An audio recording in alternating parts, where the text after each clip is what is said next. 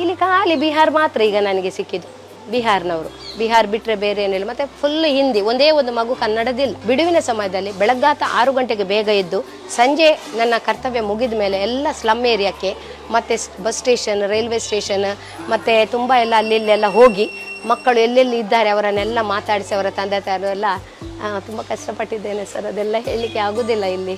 ಇದು ಪ್ಯೂರ್ಲಿ ನಮಗೆ ಒಂದು ದೇವರು ನನ್ನ ಕೈಗೆ ಇದು ಕೊಟ್ಟಂಥ ವರ. ಇದು ಆ ಮಕ್ಕಳ ಭವಿಷ್ಯ ಒಂದು ಉಜ್ವಲ ಆಗಬೇಕು ಅಂತ ನನ್ನ ಆಸೆ. ನಮ್ಮ ಕನ್ನಡ ಶಾಲೆಯಲ್ಲಿ ಬಿಹಾರದ ಮಕ್ಕಳು ಕಲಿಯುತ್ತಿದ್ದಾರೆ. ಬಿಹಾರದವರಾದ್ರೂ ಕನ್ನಡ ಮಾಧ್ಯಮದಲ್ಲೇ ಶಿಕ್ಷಣ ಪಡೆಯುತ್ತಿದ್ದಾರೆ. ಅಂದಹಾಗೆ ಈ ಮಕ್ಕಳನ್ನ ನಾನು ನಗರದ ರೈಲು, ಬಸ್ ನಿಲ್ದಾಣ ಮತ್ತು ಸ್ಲಂಗಳಿಂದ ಹುಡುಕಿ ಕರೆತಂದಿದ್ದೇನೆ.